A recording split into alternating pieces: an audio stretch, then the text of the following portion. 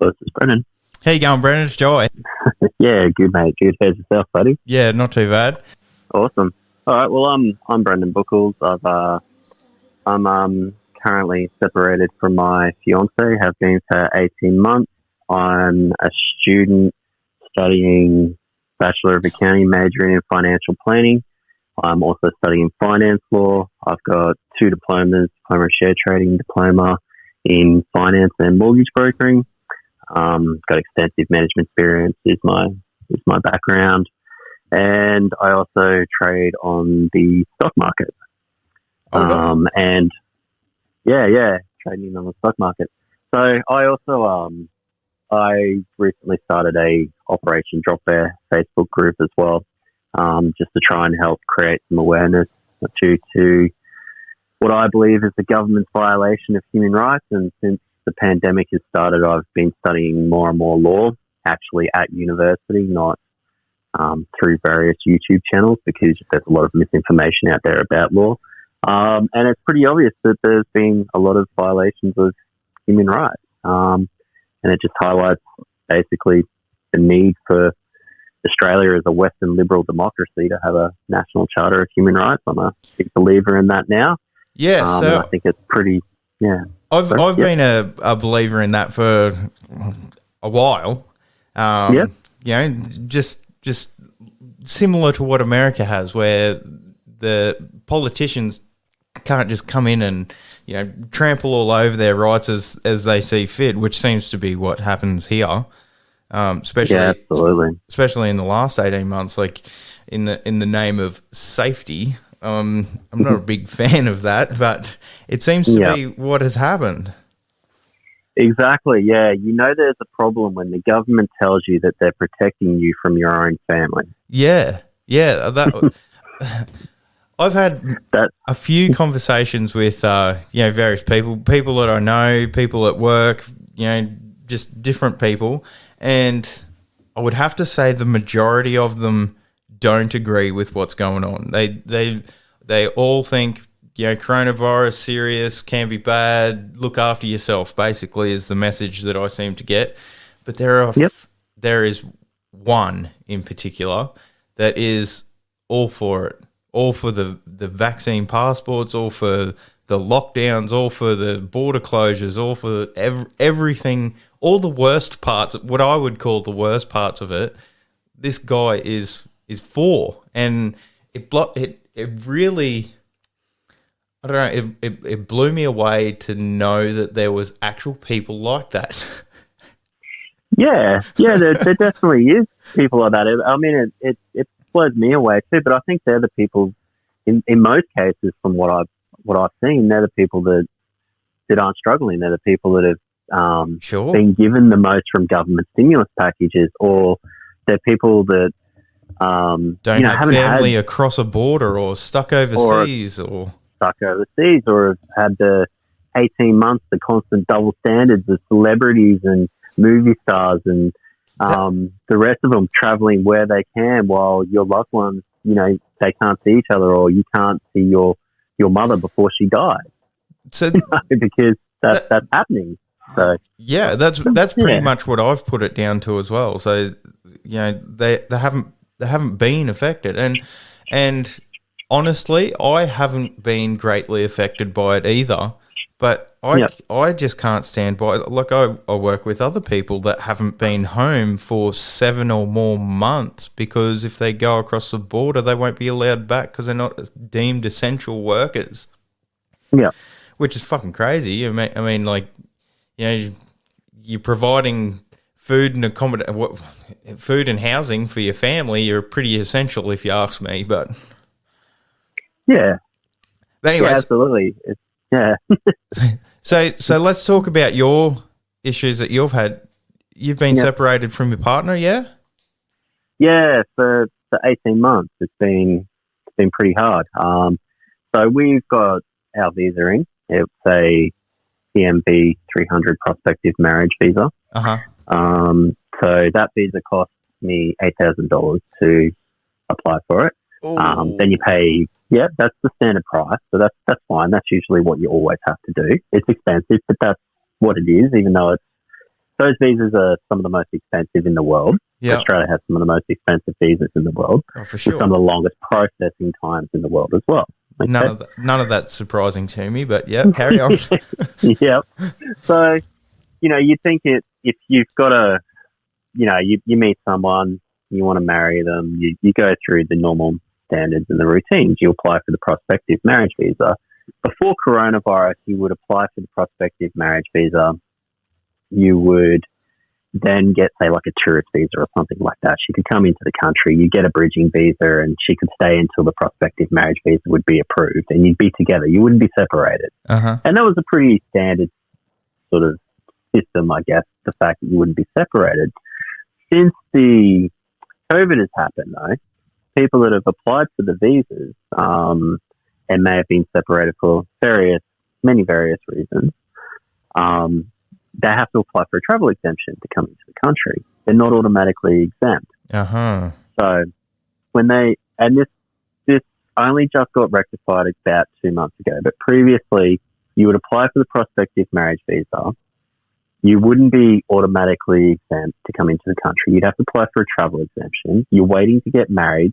You'd have your $8,000 visa that you've paid for, waiting for them to go through and get the paperwork sorted. Meanwhile, you're separated from your partner. Most of the applications for travel exemptions for prospective marriage visas were rejected. And this is during a time where, say, 15,000 foreign investment visas with no previous ties to Australia were granted free travel exemptions. They make money though, right? Well, yeah, to an extent. They bring the tax dollars in, is what I'm trying to say.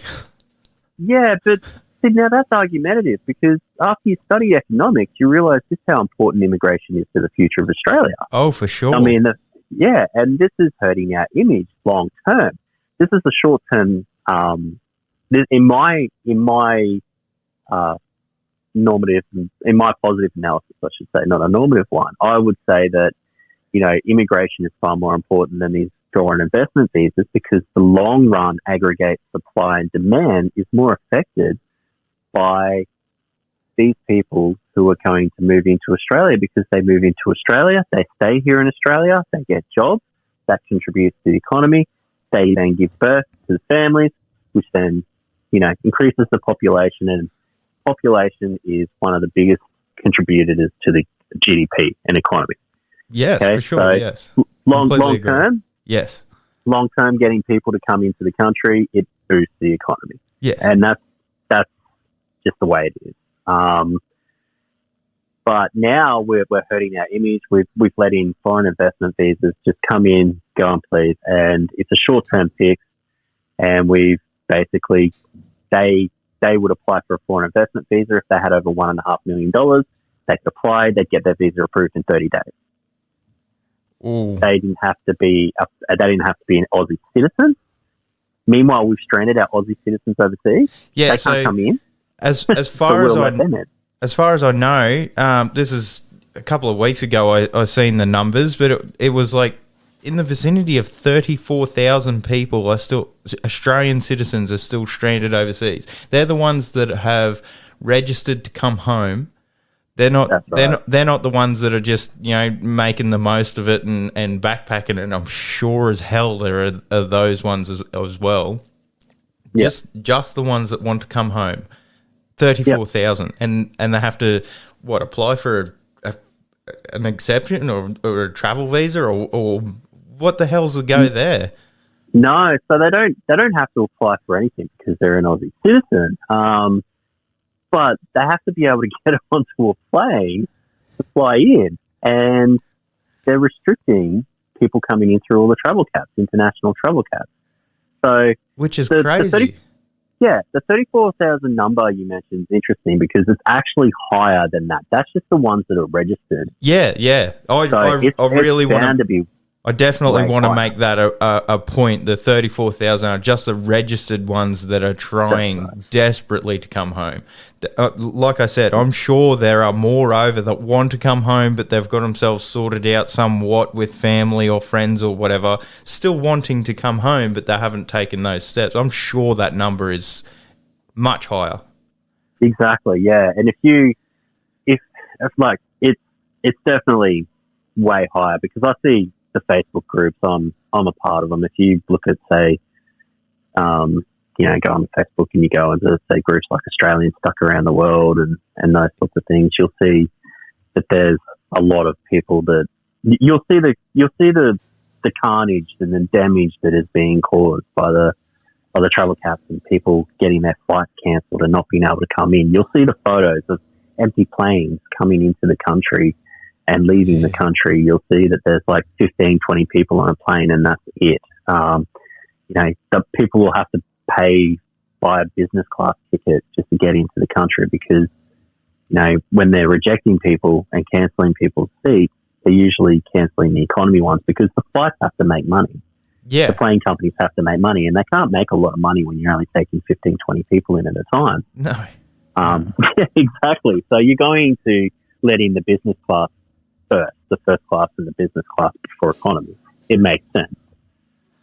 It's the whole supply and demand. Only in this situation, the government is regulating that to no end and driving the prices up so high that it's absolutely ridiculous. Just the thought that an Australian citizen can't travel back to their own country every time I think about it, it gets more unbelievable. Yeah, and it's completely wrong. And there's 2 Australian citizens that have taken Australia to the United Nations, and not a lot of people know of that fact. I was about to say, please elaborate on this because I don't know about this. Yeah, they've taken them to the United Nations, and the United Nations, because under ICCPR Article 12, I think it is you cannot restrict someone the right to return to their own country. You cannot restrict a citizens their right to return to their own country under international human rights law. Yeah, okay? So I've read that one, yeah. Yep. Yeah. So there were people that were stranded overseas, took the government to court, and it takes a long time to be able to submit a complaint to the United Nations because you have to, there's a lot of processes, I won't delve into that. But they have, the United Nations has since taken on those cases and the complaints through Jeffrey Robertson, who's a human rights lawyer, and they have, issued the warnings to the government that they need to take these citizens back, that they are finding in favour of the citizens and that they strongly urge the government to find a solution to be able to return their safe passage. Unfortunately, Australia doesn't answer to international law.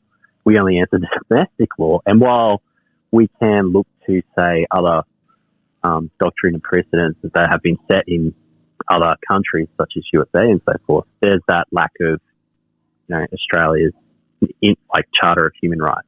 So if we had something there in place to protect that, these citizens could return. They couldn't be restricted through arbitrary travel caps. And the government's saying we're not really restricting them; it's the travel caps. But the the federal government is the one that's forcing the travel caps. But this is where it gets even better, is because even though the federal government is the one enforcing the travel caps, it's the state governments that are telling the federal government to reduce the travel caps because, well, quarantine, despite what the Labor government keeps pushing, is actually a concurrent power, which means it's managed by the states. But the Commonwealth has the power to override it. So essentially, it's being managed by the states, being managed by the federal government, but it's being completely managed wrong. Our citizens overseas are pretty much being left stranded, left to die, and in some cases, if you have a look back in May this year, it was even a crime to return to the country. We became the first country in the world to make it a crime for a citizen to return back to their own country under the Biosecurity Act. Wow. We threatened to jail them. You could be jailed, and this was under the Biosecurity Act, which was amended by Greg Hunt, who is responsible for doing it, that you would be jailed for 5 years imprisonment, and I think the fine was $65,000. Now, there was an uproar when this happened. It lasted for about a week or two. Okay, so it got amended. The Parliament did amend it, which, I think is pretty good that they did. it's deplorable that it even was a thing to start with, but yeah. Exactly. It should never have happened in the first place. It should never have been that one person had the power to do that. And they did. So that was just like we have seen for the last 18 months. It's just one person decided this and it happened. It didn't go through Parliament, like the Parliament process. No. It didn't get voted on at all.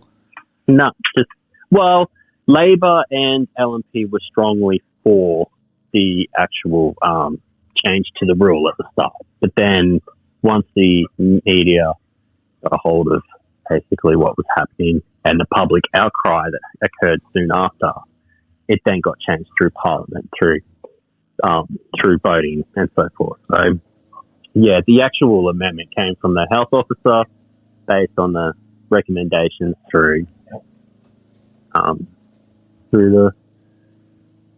not recommendations, from the support, I should say, from the Commonwealth and state premiers.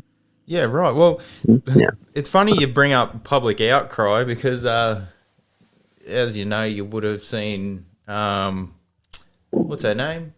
Palage go over to Tokyo to the Olympics. I mean, that had massive public outcry with, like, the petition that got around. I seen it at 33,000 people or maybe even more. Is that a rooster? Oh, yeah, sorry, I'm on a farm. No, that's fine. That's great. That's the rooster. Yep. So, yeah, the public outcry, it didn't seem to matter diddly squat to her. She just sort of brushed it off and went anyway. Like, it's like, don't get me wrong, it's good that they changed this after public outcry, the making it a crime to come back to the country. But I mean, when you've got state premiers, like all three of them up the east coast of Australia and McGowan over in WA, they seem to be just running their own show. They don't care what people think. They don't care what the Prime Minister thinks. Not that I do either, but they just seem to be doing whatever they want, whenever they want, however they want. Queensland's had a border closure for God knows fucking how long. No one can get in or out. Well, you can actually get out, but no one can get in without doing 2 weeks. Doesn't matter where you come from. Doesn't matter your vaccination status. Not that I think that matters either. But how does she keep that border closed? Like, there's been so much pushback with that, and no budging on that at all. I mean, she had it. I think there is. Oh, sorry. Yeah, you go. Yeah. I mean, she had it closed for 2 weeks, completely closed with essential workers. Even not too long ago. What was that? A month ago? Yeah. That was about a month ago. I mean, she's even restricted. Well, when I say she, I should really say the Queensland government and health officers. Yes. Or the chief health officer as well, because that's where the public health orders come from in that state. But yeah, that state has even restricted and denied nurses coming back. Yeah, essential workers. I mean, it was like during a pandemic. We've even had that from overseas too. Actually, there are stories of nurses and doctors. I know of a few trying to get back into Australia and they haven't been able to yet. Other people, like sports stars and TV show hosts, are coming into the country. But during a pandemic, you can't get a nurse to come into the country. There's something wrong with that, right? Nothing. And then when you've got the Queensland state border closed and they've sent nurses down into New South Wales, and I think this was covered in a current affair maybe a couple of nights ago. I heard about it, but there were like 2 nurses that were sent down into New South Wales to go to work to help out with the outbreak down there. They were trying to come back and they were getting denied to return back home. Meanwhile, you got every NRL player and their wife and fucking dogs and kids and everything coming through. Like, yep. What's the go with that? Like, exactly. So there's been Queensland Council for Civil Liberties is actually being campaigning for a few things, such as a National Charter of Human Rights for Yep. Australia. Also, though, campaigning for the health orders to be released to the public, and demanding that the health officer also be bound by the Human Rights Act in Queensland, because Queensland does have a Human Rights Act, but the advice that she's been giving out needs to still be in regards to that and take that into consideration. And as far as I'm aware, the public health officer and chief health officers haven't responded and haven't given back any information as to where the health advice or science is coming from. Yes, well, So, I mean, that seems to be a closely guarded secret where the science is coming from. Which is a pretty gross term itself. But so the Human Rights Act in Queensland, where is there like a site do you know where you can find that? Is there a website? Yeah, Government it's site? sort of one of the things that you learn in law is when you study law at university, is where to find it. I'll say this for people who haven't studied law, just be careful when you read it, because there are things that you learn at uni that aren't explained in the legislation and statute when you read them, or in the act, that you might interpret different, and that can be kind of dangerous in that sense. But you can find it on websites like, the best one to find it on besides the Parliament website, which is a bit confusing because of the layout. The best one is a website called Ostley, and if you know what you're looking for, you can find it really easy. For Queensland, you just go to Ostley. Because it's the legislation, you wouldn't be looking at case law. So you break it down, you go by state, you look in Queensland, and then you'd find it under the Act. Right. Yeah. That's not confusing at all. No, once you know where to look, it's actually not too bad. I can send you the link later so that you can find it. It's just, this is where a little bit of the misinformation can come from. Like when I said earlier about Section 51(9) of the Constitution and quarantine, yep, and how Labor continues to spread the misinformation that, Scott Morrison had 2 jobs and quarantine was one of his. Well, he definitely failed the vaccine rollout, okay? Yep. Quarantine, however, and I've seen Anthony Albanese tweet this before, that it's in the Constitution, that it specifically states that, quarantine is under that. But that's not entirely correct. If you go to other parts in the Constitution, it actually specifically talks about concurrent powers as well, and that unless it's expressly stated that it's an exclusive power by the federal government or by the Commonwealth, then it's a concurrent power. Most powers in the country of Australia are actually concurrent. There's very few exclusive powers, such as taxes, printing money, and raising an army. Right. So the quarantine is concurrent, and that means it's just as much a state's responsibilities as it is the Commonwealth. Now, Scott Morrison, don't know, the federal government definitely could do a hell of a lot more. Could have built quarantine hubs. They could have, set up home quarantine, but the states control that just as much. The states can set that up anytime they want. Yeah, right. Absolutely. Yeah, definitely. Absolutely. They can do all that sort of stuff. They can keep their borders closed when the rest of the country opens up.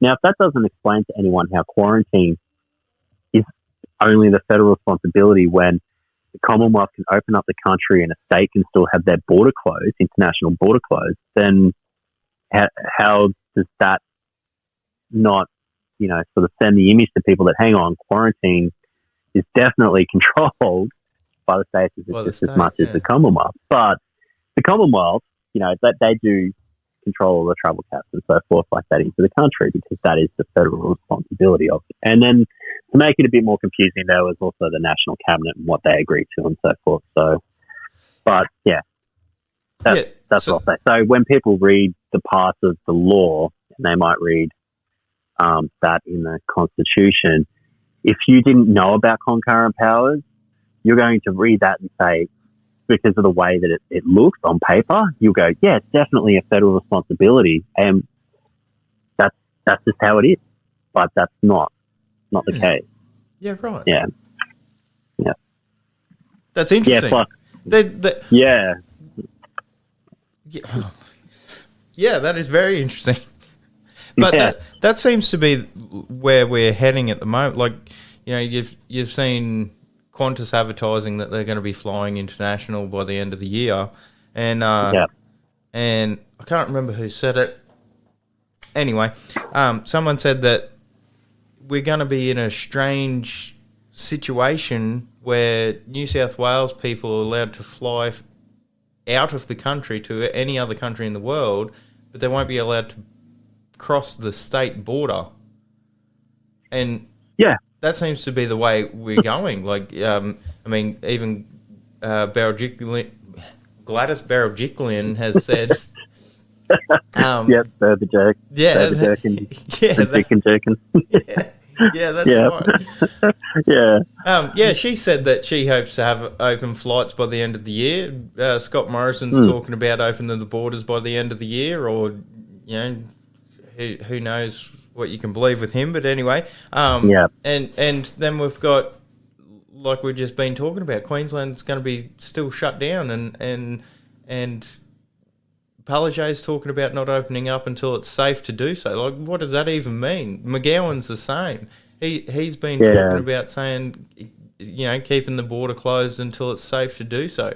But I mean, if we look overseas at places like Israel and the UK and whatnot, I mean, it's never going to be safe for us to open if we're looking at case numbers and whatnot. Like, I don't know is Scott Morrison able to step in and say that you pull your fucking head in, you're being ridiculous, open your borders? Is that a thing? Can that happen?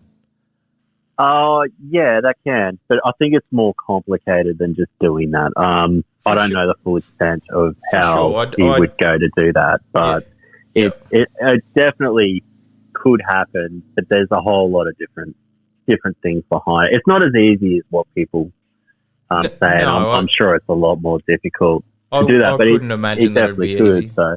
Yeah, I couldn't imagine it'd be absolutely. Easy. But I think as well, like, you're right. Like Mark McGowan, for instance, he's already said, "Well, we've got no intention of opening up." Well, he hasn't said that, but he said we've got no, I guess, incentive. I think is what I've read from, or has been implied from him, because everything's going so well in WA, and they've made all this money, from basically iron ore and mining, right? Yeah. So they're doing really, really well over there. But iron ore price since the last month has dropped, by like 68, 70%. So that'll be interesting to see how their budget is going to go now. And considering how strong WA was with all the iron ore sales that they were making, they're not going to be able to survive on their economy when iron ore's realistically crashing down in price now. And China's putting a hold on all the steel that they're building. And this is to keep the iron ore price down. They're releasing their reserves to trying to get the iron ore price to keep going down. And they're pretty upset because Australia's done so well. There's that whole trade war that we've got with China, and they're seeing just how much Australia is making and how we're one of the best OECD nations in the world with our economy. And it's primarily because of iron ore. So price there has dropped off now, like, massively, and that's basically just going to kill Mark McGowan's budget. And if he wants to close down and stay closed until, I think I read in an article somewhere that he made a comment about April next year. Well, he's going to do that, then that's going to cripple their economy over there, because they're losing all that money that's coming in from that, basically. So when the Australian border opens up, I don't know if you know or not, but when the Australian border opens up or not, is Western Australia going to be able to fly out of there? Yeah, I don't know. That's completely that's like up to them and the state premiers and stuff. And I really have no idea what they're going to do. I don't trust anything they say anymore. This is the third phase plan that they've gone through. I do not trust anything that they say. It is extremely hard to trust anything that you see, hear, read at the moment. It is very, very hard. So, yeah, look, if it wasn't, like, take Michael Gowan, for instance. There's a guy by the name of James Turbot. He was an expat living overseas. He came into hotel quarantine to see his mum who was dying. He tried to plead with the WA health authorities so that he could see his mum before she died, and he was in hotel quarantine. They wouldn't let him go. Okay, so she passed while he was in hotel quarantine. You may not have heard, but he ended up taking out a hunger strike, and it wasn't covered too much by the media, but it was covered still. It still was covered. There's a couple of good journalists that are, fighting for Aussies overseas and the hypocrisy from the government. So Liz Hicks was one of the journalists I think that covered the story, and she's quite a good journalist actually. She studied law as well. Who was that? Sorry, and Liz Hicks. All right, thank you. Yeah, Elizabeth Hicks. Yeah. So yeah, he got denied that, and then months later, a millionaire hedge fund manager came into Western Australia, same state. His mum was dying. He got put into hotel quarantine. He applied for an exemption, and he was allowed to go see his mum before she died. He knew the right people. Exactly. He paid the right players. All the rest of it. Well, yeah, maybe, or I guess it does come down to money and status in the end. But we have one set of rights where it's against the health advice, and then we have the exact same scenario for a different person, exact same state, exact same situation, and it's a different outcome. Inconsistencies. Yep, and the only difference is the status of the people. You have one that's just he's a normal citizen. You have another one who is a hedge fund manager that's got millions of dollars, basically. Uh-huh. Yeah. Uh-huh. So, yeah, Australia, I think, the government is definitely applying a double standard there that all right, so is being exposed to the world. Seeing I've only got you for a short amount of time and I'm almost nearly up. Yeah, man. Where do you see this going? How do you see this ending? What are your predictions? What do you think's going to happen? Oh, my predictions. How long term are we talking? Yeah. So. Okay. So if I was to say a prediction, I'd say the first thing I predict is that Australia's image has been tarnished overseas. For sure. I'm going to say that our immigration numbers are going to deteriorate. I'm going to say that they're going to have a very negative impact on our economy. I'm going to say that our housing prices are going to go down. I'm going to say we're going to see a lot more instability in our economy. Expect a hell of a lot more recessions. We've got the highest nation in the world to GDP ratio. Okay. I'm going to say that our broken economy that used to rely on small businesses everywhere is destroyed, and that people aren't going to want to move to Australia as the lucky country anymore. As soon as these borders open up, we're going to see an influx of people leaving and never returning. And I'm also one of those who's seriously considering that, like, to leave this country because I just do not feel safe. It's not that I don't feel safe. It's that I am completely angry at our government, and I'm completely angry at the citizens who defend this government and say that they've done no wrong. I am tired of, I've been told in regards to my fiance when I've been on Facebook and said that, and like when I make comments about state premiers keeping me denied the right to see my fiance, they've called me selfish. They've told me to get a new fiance. They've told me to break up with them. Oh. They've told me to leave and never return. They've said the same thing to stranded Aussies. There are people that are living in fear, and I just think that that's not the right way to live, and we've lost that compassion that makes us Australian. That Aussie mateship, that spirit is dead. Australians, I think, we're not going to be looked too favourably upon when this does open back up. The country won't be the country that we recognise it anymore.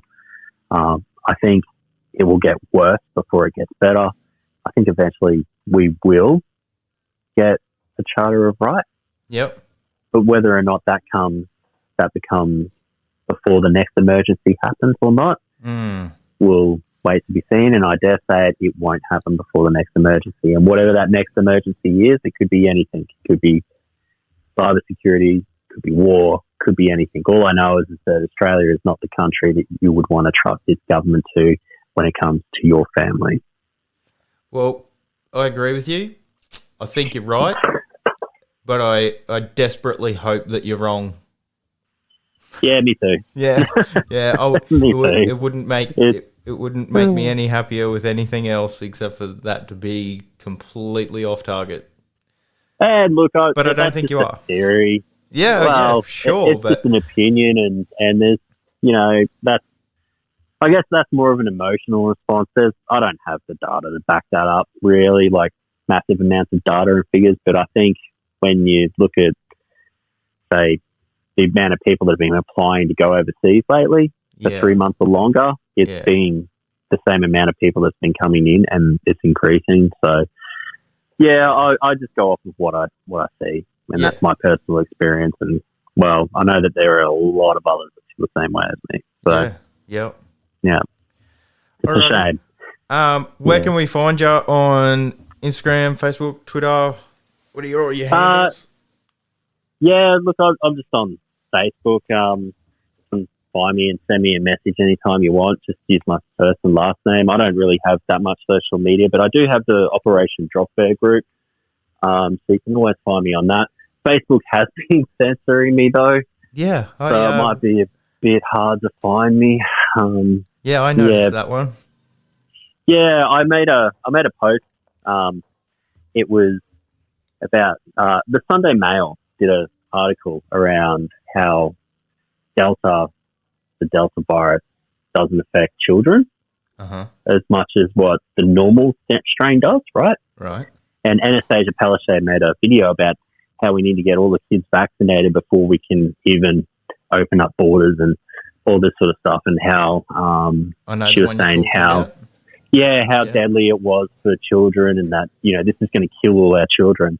And so I didn't say anything. I just posted the link to the article underneath her page, and Facebook censored me because it was spamming.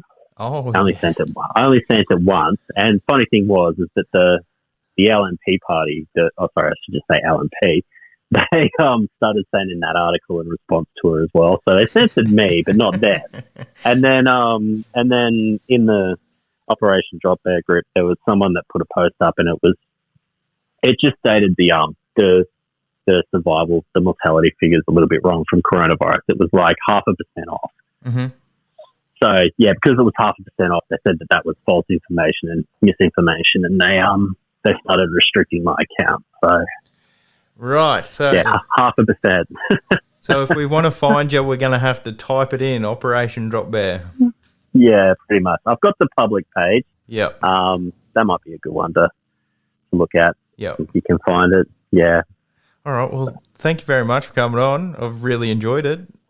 Yeah, same here, mate. It was good to chat to you, and keep in touch. And I'll send you through some of those links as well if you like, and maybe you can pass it on if you want to as well, just so that people can find where they can look for the law and a couple of other things as well that might be handy. I've done up a lot of information around law, quarantine, how the Biosecurity Act works, public health orders. I've got a whole list of information, so I can send it to you if you like. And yeah, that'd be fantastic. Yeah, that way. Yeah.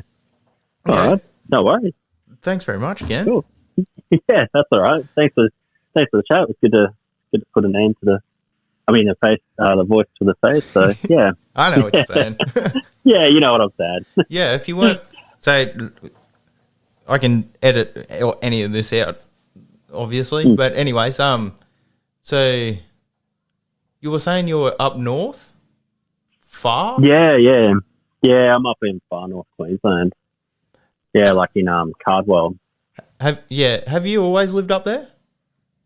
No, I've lived in Brisbane, and I used to live in Brisbane for about 10 years, and then I lived in Harvey Bay to start off. Well, actually, to start off with it was Townsend, and then Harvey Bay, and then Brisbane, and now I live up here. Yeah, so. Right. On a farm. Yeah. Also, yeah, mate. You're trying to be self-sustainable? No. It's bit of a long story, but my mum lives up here, so she's got like 2 houses on her property, so I rent out one, and she's in the other one, and yeah, I'm sort of close to her. I had my house that I had in Cairns, and I was initially going to move into that one as I was in between sort of houses, and I had my other house down in Brisbane, but I sold the one in Cairns. I went, okay, well, all right, I'm not going to move into it. It's sold, and then sold the other one down in Brisbane. So now I'm like, okay, I just have to find somewhere where I want to move to now, and I can't decide where I want to live. So, yeah, nice. So I'm waiting for my fiance to get here. Yeah, I'm real sorry about that. That's fucking devastating, but yeah, that's okay. It'll get better soon, I hope. But yeah, once my fiance gets here, we'll decide where we're going to live, because I don't know if I'm going to be able to get her here. And if I can't get her here and I'm renting a place through a real estate, I'm paying a lot of rent, right? For nothing. So then my next option would be for me to leave and go see her. So I'm double vaccinated. I'm going to apply for the 3 months exemption. We'll find a country where we can meet. So if I leave, I don't want to be paying rent for 3 months when I'm not going to be there, basically. And let's face it, I could leave and be stuck there longer. Yeah, for sure. That's a real possibility. So I don't want to sort of commit myself to like a long-term real estate contract right now, and do that sort of stuff, and just be stuck overseas and paying for that. So, well, get your internet sorted, and I'd love to do this again, but over Scott. Yeah. Oh, mate, I had problems with it again this morning. I woke up and I'm getting ready to do my uni stuff, and it just doesn't work. And I'm like, what the fuck? Like, it was working last night. I changed nothing. Nothing changed, and it just doesn't work this morning. But that's what happens when you live out like where I live, and it just. That's why I was like, we shouldn't really do a video call, because I'm almost guaranteed it's going to drop out, because my video calls with my fiance do it all the time. Yeah, for sure. I know what it's like. It's not reliable. Right, I'd love to get it done. Sweet, mate. All right. Thanks for the chat. Have a good day. See you later. You too, man. See you, buddy. Bye.